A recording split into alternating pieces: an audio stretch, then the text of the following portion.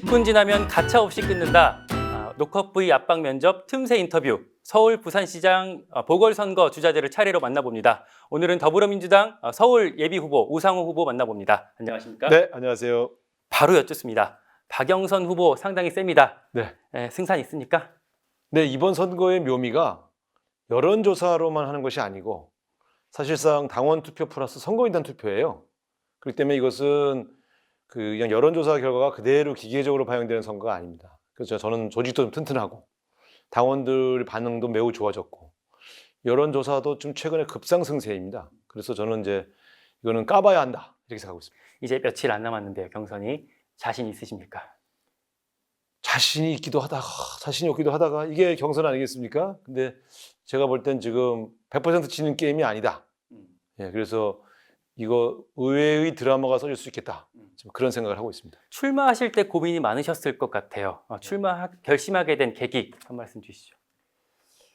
처음에 이제 박원순 시장님 돌아가시고 나서는 한 2, 3개월 되게 이제 좀 방황했습니다. 너무 이제 힘들고 도대체 이게 무슨 일이란 말인가 뭐 이런 고민 때문에. 근데 이제 재보궐선거를 당해서 후보를 내기로 결정한 이후에 국회의원들이 한 5명 정도가 찾아왔어요. 그래서 이제 지금 이런 위기가 왔는데 이럴 때는 형님이 늘 나서준 거 아니냐. 그래서 그 출마를 결심해라. 그래서 사실은 그렇게 깊이 고민하고 있지 않다가 그 5명의 국회의원, 서울 지역 국회의원들이죠. 국회의원들하고 상의하다가 해봐야 되겠네. 네, 정말 내가 필요한 거냐 했더니 우상호가 필요하다.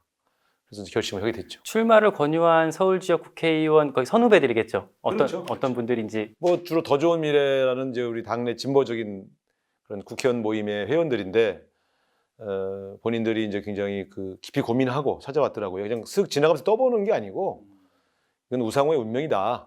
그리고 이 싸움에서 책임을 다해라. 이런 주장들이어서 굉장히 깊이 있게 들었습니다. 왜냐하면 이제 후배들이 그렇게 막 진작에 얘기할 땐 저분들도 고민이 있는데 그래서 왜 우상호냐 했더니 위기에 강한 해결사 아니냐.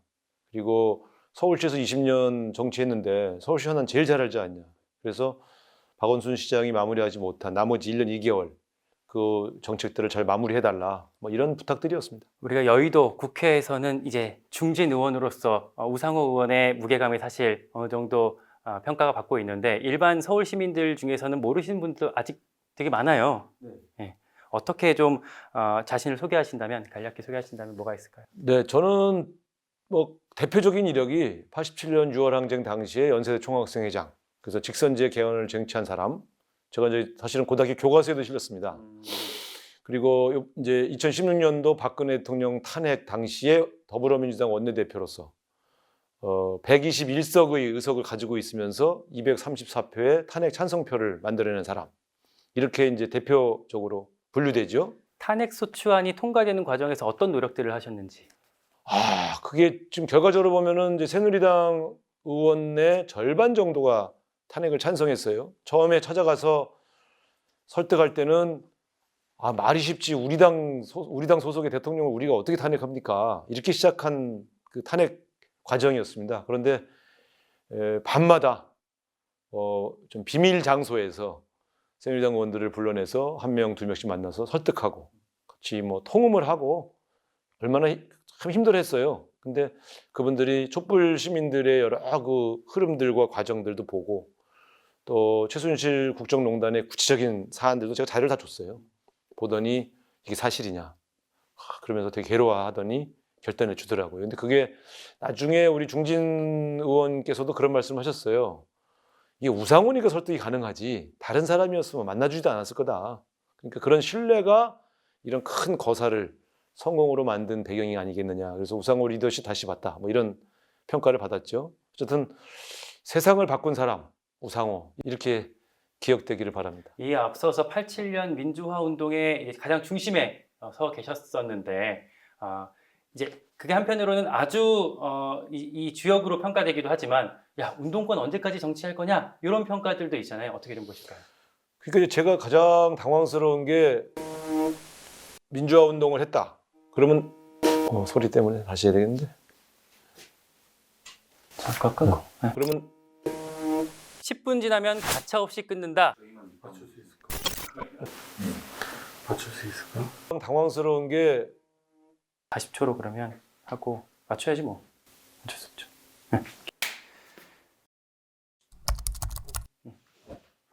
다시 방금 그 전부터 갈게요. 네. 그 87년 민주화 운동 그 주역으로서 평가되기도 하지만 한편으로는 야 운동권 언제까지 정치할 거냐 뭐 이런 평가들도 있으시잖아요. 어떻게 좀 보실까요? 그러니까 민주화 운동에 참여했다 그러면 고생했다고 하고 운동권 그러면 찌그리는 분들이 계세요. 이게 되게 모순된 거죠. 그러니까 과거에 독립운동 했던 분들한테 독립운동 참 고생했어요 하다가 사상가 그러면 이렇게 이런 거랑 비슷한 건데 저는 뭐 과거에 제가 민주화 운동 했던 것을 훈장으로 생각하고 살지 않았습니다. 어깨에 무거운 짐으로 생각했고요. 세상을 바꾸겠다는 저의 꿈은 변한 게 없습니다. 다만 이 정치권에서 민주당이라고 하는 큰 그릇에서 그 세상을 바꾸겠다는 저의 꿈을 계속 이어가고 있는 것이죠. 그러니까 누가 뭐라고 하든 이 세상을 좀 더 나은 사회로 만들겠다는 저의 꿈을 만드는 데까지는 저는 최선을 다할 거고요. 지금의 시대 정신이 경제적 불평등과 격차 해소입니다. 그래서 저는 제가 꿈꿨던 이 사회의 변화의 그 주제를 붙잡고 또 씨름하고 있는 겁니다. 경제적 불평등과 이 격차를 해소하는 데 있어서는 저 같은 진보적 경험이 있는 사람들, 진보적 의제에 민감한 사람들이 훨씬 적임자다. 이렇게 생각하고 또 뛰고 있습니다. 경선 막판인데 뒤집을 한 방 있습니까?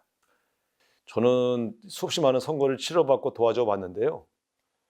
무슨 기술로 경선을 이기는 사람을 본 적이 없습니다. 항상 진정성과 충심을 다하는 마음 이것들이 전달됐을 때 큰 이변이 생기는 것 같아요. 저는 노무현 대통령이 이인재 후보를 꺾는 장면이 현장에 있었는데 노무현 대통령은 화려한 기술을 쓰는 사람이 아닙니다. 오로지 진정성을 호소하고 가치에 투표해달라고 주장하신 분인데 저 역시 지금 노무현 대통령만한 그러한 인물은 아니지만 우상화 갖고 있는 진보적 가치, 서민들을 위한 저의 진정성에 투표해달라 이렇게 호소하고 있고 그것이 상당히 저는 설득력 있게 먹히고 있다 이렇게 생각합니다. 마지막 반전에 성공한다면 본선에 가게 된다면 박원순 전 시장 성추행 사건이 다시 한 번 또 쟁점이 될 수밖에 없을 텐데 네. 어떻게 좀 거기에 덧붙일 말씀 좀 있으실까요? 글쎄요, 그건 뭐 우리 당의 숙명 아니겠습니까? 그런데 어쨌든 우리 당 대표부터 모든 후보들이 인권위에서 내린 결정을 존중하겠다. 그리고 서울시에서